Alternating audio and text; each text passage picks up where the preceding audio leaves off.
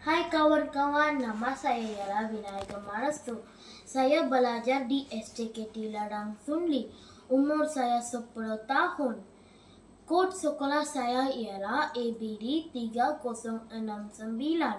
Pada hari ini saya ingin berbicara tentang buku yang bertajuk Ibu Jari Tom. Buku ini dihadiahkan oleh guru saya. Saya seorang ulat buku. Saya selalu pergi ke pusat sumber membaca buku-buku cerita. Buku ini sangat cantik. Jumlah muka surat buku ini ialah 16. Harga buku ini ialah RM10.